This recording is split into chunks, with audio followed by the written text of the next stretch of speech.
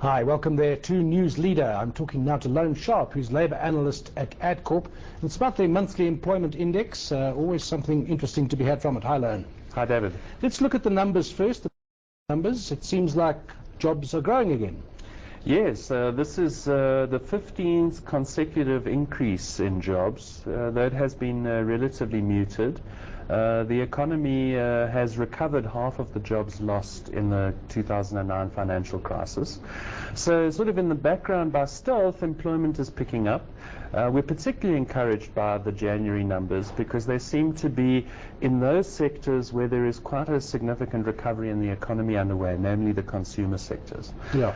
You said 80,000 jobs, just to give a number on it, 80,000 jobs created in January. That's right. That's a 5% annualized rate of growth over December, which is not pedestrian, it's significant. We expect that for this year we'll see the resolution of two issues. The first, domestic demand coming through, and the second, some resolution of crises in our exporting partners. We expect about 400,000 jobs created during 2012. That would only get us back, though, if you add them all together, to where we were before the global financial crisis in 2009. That's right, and also not enough to absorb the nearly 500,000 entrants into the labour market from the secondary schooling system. Still, better than not having growth.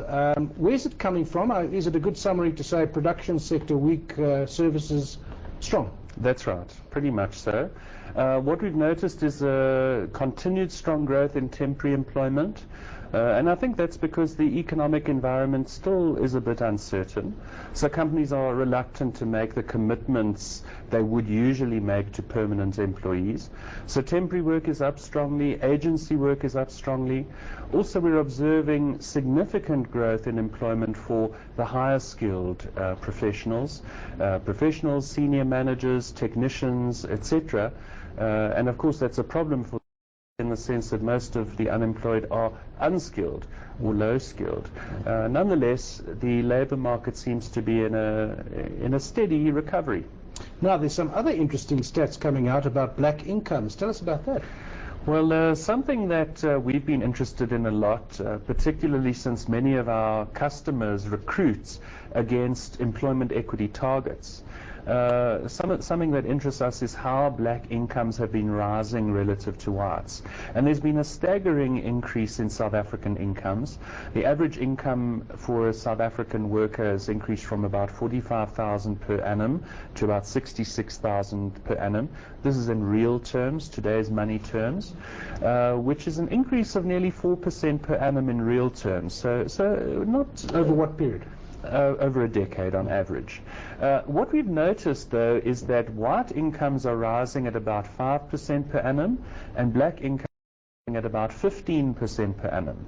And if this rate of growth, sustained over the last decade, is sustained over the next decade, the income disparity between the average black and the average white South African will narrow within 7 years, which is really a startling outcome because the Department of Labour focuses on the number of blacks in senior management.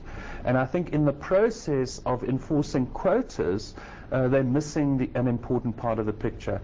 And of course, there are labour law amendments at NEDLAC at the moment that will criminalise it if you miss your employment equity targets. So I think these are all very interesting numbers. Most of the improvement in black incomes comes from civil servants. 40% of high-skilled blacks are now, and high-paid blacks are now employed by the South African government. There's been a dramatic expansion of the civil service, not so much wage increases for government. Government has utilized the technique of promotion and job regrading to boost incomes of blacks in the civil service. Is this a deliberate thing to boost incomes, or is it a consequence of some other intention? I think it's very much deliberate. The composition of the government workforce was 42% black 10 years ago. It's now 74% black. Average incomes have increased dramatically, and employee compensation now represents nearly 90% of total government spending in South Africa. So I think there's been clear strategic use of the payroll on the part of government to advance the interests of the black middle class. But that kind of number must have implications for the way we think about the economy generally. I mean, it's people being paid salaries as opposed to government spending on infrastructure or drugs or buildings or whatever else they need to spend money on. It's clear. If we look at government-owned enterprises, which because they have separate financial statements are more transparent than government departments, Eskom has collapsed on account of an infrastructure shortage. We just heard from the President that Transnet needs 300 billion rands worth of investment just to catch up. The rail infrastructure and port infrastructure is in a state of collapse, and of course so is the telecommunications infrastructure. So yeah, I think we've got a chronic level of underinvestment in public services.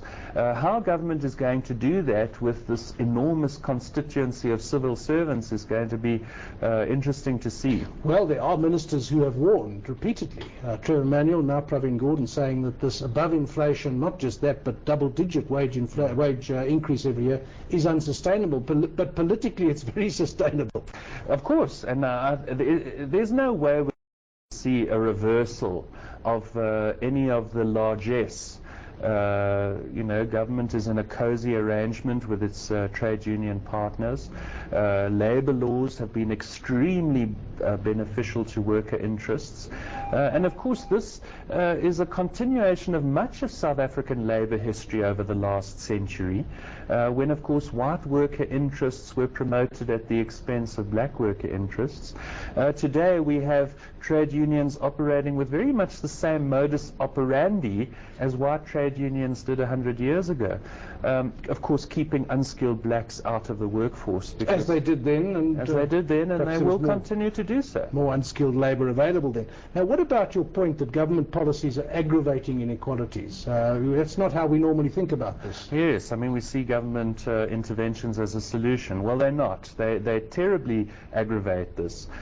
Firstly, the collapse of secondary schooling in South Africa is probably the single biggest impediment to employment prospects and therefore income growth for black South Africans.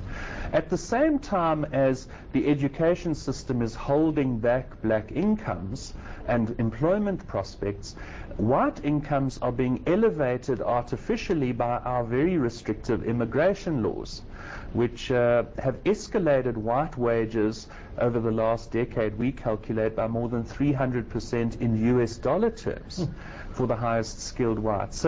So immigration laws, poor educational performance, and some labor laws, particularly those which affect small business enterprises, who are the majority of employers and most importantly the majority of job creators.